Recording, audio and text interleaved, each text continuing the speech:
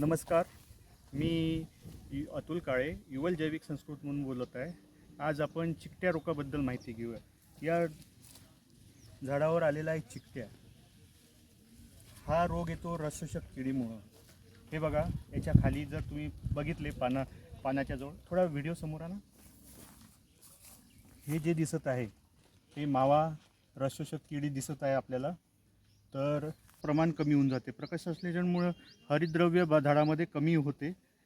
आणि हे बघा, वरचे पानं तुम्हाला चांगले दिसत असेल, कारण हा मावा तुडतुडा पानांच्या खाली असतो.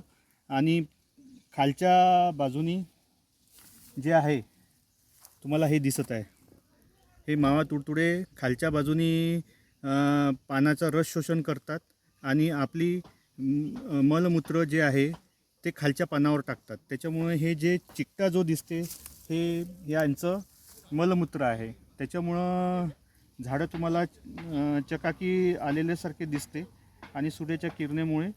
आणि याचा प्रादुर्भाव बोंडावर पण होतो. आणि जो कापूस फुटलेला आहे त्याच्यावर काळे डाग पडतात.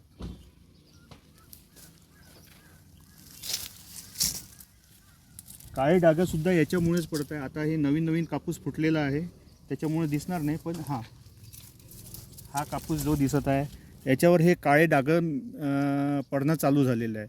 त्याच्यामुळं कापसाची क्वालिटीसुद्धा खराब होते चिकट्या आल्यामुळे. यावरून तुम्हाला कळलं असेल की चिकट्या हा कोणत्या प्रकारचा रोग नाही आहे आणि हे माव्याचं मलमूत्र आहे.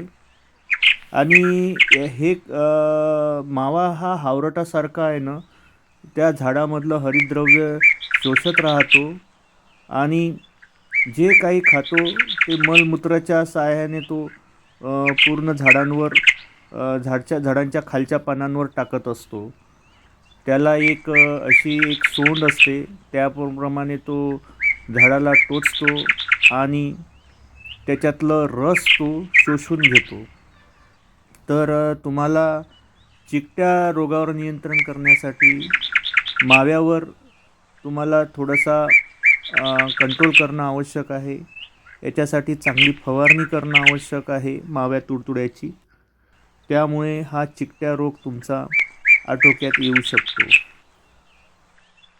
काही भागात या चिकट्याला तेल्या रोग म्हणून पण संबोधतात. आता तुम्ही व्हिडिओमध्ये पाहत असल्याप्रमाणे काही बोंडांवर सुद्धा तुम्हाला तेलकटपणा दिसत आहे आणि पानांवर सुद्धा पदार्थ दिसत आहे. आता जो कापूस निघाला आहे त्या कापसावर बघा, हे छोटे छोटे काळे काळे ठिपके दिसत आहे तुम्हाला. हे छोटे छोटे काळे काळे ठिपके हे सुद्धा माव्याचा विष्ठा आणि मलमूत्रामुळेच झालेले आहे. तर सगळ्यांनी या माव्यावर कंट्रोल करण्यासाठी मावा तुडतुड्याची फवारणी करणे अत्यंत आवश्यक आहे. आता सर्व शेतकरी मित्रांना माहीतच आहे की प्रत्येक झाडाला प्रकाश संश्लेषण करणे आवश्यक आहे. प्रकाश संश्लेषण मुळे झाडामध्ये अन्न तयार होते, जे हरितद्रव्याच्या स्वरूपामध्ये. तर हा चिकट्या असल्यामुळे प्रकाश संश्लेषण करण्याची क्रिया कमी होते झाडाची आणि त्यामुळे झाडाला अन्न पुरवठा होत नाही. त्यामुळे हा चिकट्या घालवणं फार आवश्यक आहे. आणि आपला हे बघा, हे मावा दिसत आहे तुम्हाला. हा झूम करून पाहिला तर तुम्हाला डोळ्यांनी पण दिसेल. तर तुम्ही मोबाईलमध्ये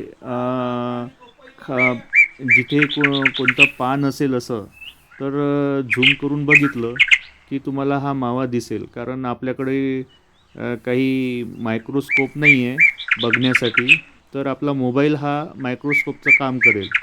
तर मला वाटते प्रत्येक शेतकऱ्यांनी आपल्या शेतामधल्या झाडांची खालची पाने झूम करून पाहत राहावी. म्हणजे त्याला रोगसुद्धा कळेल कोणता आपल्या झाडावर येत आहे किंवा आपल्याला कोणती फवारणी करावी लागेल. चिकटा आल्यानंतरही आपल्या जे कपाशी आहे त्याच्यावर आपल्याला पाते फुलं आणि बोंड दिसतात. पण चिकट्यामुळे काय होते की अन्न तयार न होत असल्यामुळे पातीगळ याचे प्रमाण वाढू शकते आणि अन्न जे बोंड भरण्याची प्रक्रिया आहे ती कमी होऊ शकते. त्यामुळे आपल्याला याच्यावर नियंत्रण करणे फार आवश्यक आहे. शेतकरी मित्रांनो, युवल जैविक संस्कृतमच्या माध्यमाने आपल्यापर्यंत शेतीविषयक माहिती, रोगांबद्दल माहिती, कोणत्या नवीन वाणाबद्दल माहिती व इतर माहिती शेतीविषयी हे पोचवण्याचा नेहमी प्रयत्न करत राहील. तर तुम्ही याकरिता युवल जैविक संस्कृतम हे चॅनल सबस्क्राईब करा आणि व्हिडिओ आवडल्यास तुम्ही जरूर लाईक करा.